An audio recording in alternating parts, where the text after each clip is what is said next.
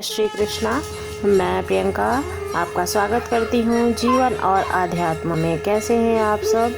उम्मीद करती हूँ आप सभी लोग अच्छे होंगे। और आज मैं आप लोगों के लिए लेके आई हूँ जानकारी श्रावण मास के कृष्ण पक्ष की एकादशी, जिसका नाम कामिका एकादशी है, उसके बारे में।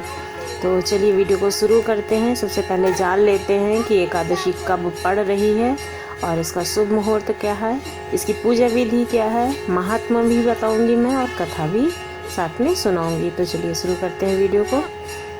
एकादशी तिथि भगवान विष्णु को समर्पित होती है। एकादशी के दिन भगवान विष्णु की पूजा की जाती है और इस बार जो एकादशी है उसका नाम कामिका एकादशी है, जो कि 24 जुलाई 2022 को रविवार के दिन पड़ रही है। कामिका एकादशी की कथा सुनने मात्र से इस जन्म के साथ पूर्व जन्म के सभी जो पाप होते हैं उनसे हमें मुक्ति मिल जाती है। कामिका एकादशी को पवित्र एकादशी भी कहते हैं। इस दिन भगवान विष्णु के उपेंद्र रूप की पूजा की जाती है। इस एकादशी की खास बात ये होती है कि श्रावण के पवित्र मास में पड़ती है ये एकादशी। मान्यता है कि कामिका एकादशी का व्रत रखने वालों को पूर्व जन्म के पापों से मुक्ति मिलती है और पौराणिक ग्रंथों के अनुसार कामिका एकादशी के जातकों को 1000 गौदान के समान पूर्ण फल प्राप्त होता है तथा श्रीहरि की पूजा करने से पितरों की आत्मा को भी शांति मिलती है और पितृदोष से राहत प्राप्त होती है।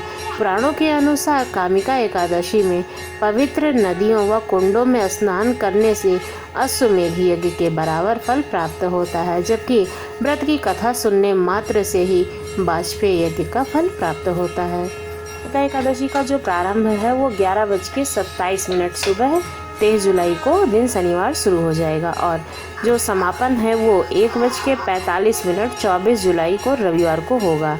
लेकिन एकादशी का जो व्रत होता है वो उदया तिथि का होता है, इसलिए ये एकादशी 24 जुलाई को होगी और इसका व्रत 24 जुलाई को हम रखेंगे।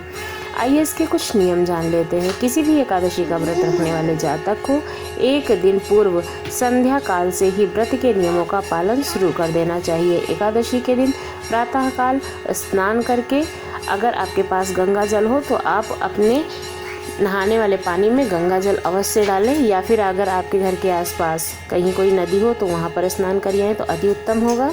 शायद भगवान विष्णु का ध्यान करते हुए अनुष्ठान करने का संकल्प लेना चाहिए कि मैं व्रत का अनुष्ठान करूंगा या करूंगी। अब विष्णु जी व माता लक्ष्मी की प्रतिमा के समक्ष धूप दीप प्रज्वलित करना चाहिए। इसे पीले फूलों का हार पहनाना चाहिए। विष्णु जी को पुष्प, तुलसी दल, रोली, पीला चंदन अर्पित करना चाहिए। दूध से बनी हुई मिठाई का भोग लगाना चाहिए। पूजा के पश्चात कामिका व्रत एकादशी की कथा सुनना चाहिए अथवा पाठ करना चाहिए। अंत में भगवान विष्णु की आरती करनी चाहिए माता लक्ष्मी के साथ। ये कथा सुनते हैं। कथा सुनने के लिए हमें चलना होगा कुंती पुत्र धर्मराज युधिष्ठिर के द्वार। कुंती पुत्र धर्मराज युधिष्ठिर कहने लगे कि हे जनार्दन, हे माधव, आषाढ़ शुक्ल देवशयनी एकादशी तथा चतुर्मास महात्मा मैंने भली प्रकार से सुन लिया है। अब कृपया करके मुझे कृष्ण पक्ष की एकादशी का नाम बताइए। भगवान श्री कृष्ण कहते हैं कि हे युधिष्ठिर, इस एकादशी की कथा एक समय स्वयं ब्रह्मा जी ने देवर्षि नारद से कही थी, वही मैं तुम्हें सुनाता हूँ। नारद जी ने ब्रह्मा जी से पूछा कि हे पितामह, श्रावण मास के कृष्ण पक्ष की एकादशी की कथा सुनने की मेरी इच्छा है, इसका क्या महत्व है? कृपया कर इसके महत्व को और इसकी विधि को बताइए। तब नारद जी के ये वचन सुनकर ब्रह्मा जी ने कहा कि हे नारद, लोकों के हित के लिए तुमने बहुत सुंदर प्रश्न किया है। ये श्रावण मास की कृष्ण पक्ष की एकादशी का नाम कामिका एकादशी है। उसके सुनने मात्र से वाजपेयी यज्ञ का फल मिलता है।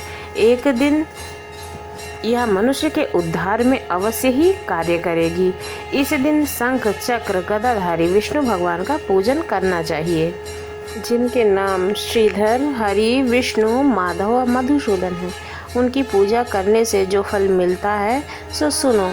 जो फल गंगा, काशी, नैमिषारण्य और पुष्कर स्नान से मिलता है वह विष्णु भगवान के पूजन से भी मिलता है। जो फल सूर्य व चंद्रमा ग्रहण पर कुरुक्षेत्र और काशी में स्नान करने से, समुद्र वन सहित पृथ्वी दान करने से, सिंह राशि के बृहस्पति में गोदावरी और गंडकी नदी में स्नान करने से भी प्राप्त होता है वह भगवान विष्णु के पूजन से प्राप्त हो जाता है। जो मनुष्य श्रावण में भगवान का पूजन करते हैं उन्हें देवता, गंधर्व, सूर्य आदि सब पूजित हो जाते हैं। अतः पापों से डरने वाले मनुष्य को कामिका एकादशी का व्रत और भगवान विष्णु की पूजन करना चाहिए। इससे अश्वमेध यज्ञ के बराबर उसे फल प्राप्त होता है। पाप रूपी कीचड़ में फंसे हुए और संसार रूपी समुद्र में डूबे हुए मनुष्य के लिए इस एकादशी का व्रत और भगवान विष्णु का पूजन अत्यंत आवश्यक माना जाता है। से बढ़कर पापों का नाश करने का कोई भी उपाय नहीं है। हे नारद, स्वयं भगवान ने यही कहा है कि कामिका व्रत से जीव कुयोनि को प्राप्त नहीं होता है। जो मनुष्य इस एकादशी के दिन भक्तिपूर्वक तुलसी दल भगवान विष्णु को अर्पण करते हैं वे इस संसार के समस्त पापों से दूर रहते हैं। विष्णु भगवान रत्न, मोती, मणि तथा आभूषण आदि से इतने प्रसन्न नहीं होते हैं जितने तुलसी दल से होते हैं। तुलसी दल पूजन का फल 4 भार चांदी और 1 भार स्वर्ण के बराबर होता है। नारद स्वयं भगवान की अति प्रिय तुलसी को सदैव नमस्कार करता हूँ। तुलसी के पौधे को सींचने से मनुष्य की सब यातनाएं नष्ट हो जाती हैं। दर्शन मात्र से सब पाप नष्ट हो जाते हैं और स्पर्श से मनुष्य पवित्र हो जाता है। कामिका एकादशी की रात्रि को दीपदान तथा जागरण के फल का महत्व चित्रगुप्त भी नहीं जान सकते हैं। जो इस एकादशी की रात्रि को भगवान के मंदिर में दीपक जलाता है उसके पितर स्वर्गलोक में अमृत पान करते हैं तथा जो घी व तेल का दीपक जलाते हैं वे 100 करोड़ दीपकों से प्रकाशित होकर सूर्य लोक को जाते हैं। ब्रह्मा जी कहते हैं कि हे नारद, ब्रह्म हत्या तथा भ्रूण हत्या आदि पापों को नष्ट करने वाली इस कामिका एकादशी का व्रत मनुष्य को यत्न के साथ करना चाहिए। कामिका एकादशी के व्रत का महत्व श्रद्धा से सुनने और पढ़ने वालों का मनुष्य सभी पापों से मुक्त होकर विष्णु लोक को प्राप्त हो जाता है कहकर ब्रह्मा जी नारद मुनि को कथा सुनाते हैं। पुराने समय में एक गांव में एक क्षत्रिय रहा करता था। वह अत्यंत क्रोधी स्वभाव का था। एक बार एक ब्राह्मण और क्रोधी क्षत्रिय का किसी बात को लेकर झगड़ा हो गया।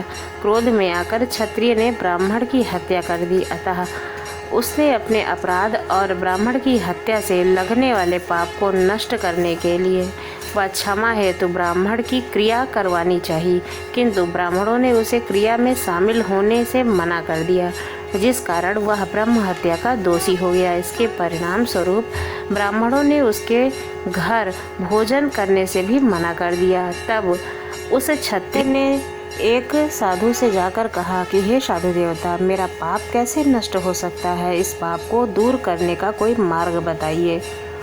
साधु ने उस सत्य को कामिका एकादशी व्रत रखने को कहा और कहा कि पूर्ण विधि विधान से तुम कामिका एकादशी का व्रत करो और कथा सुनो।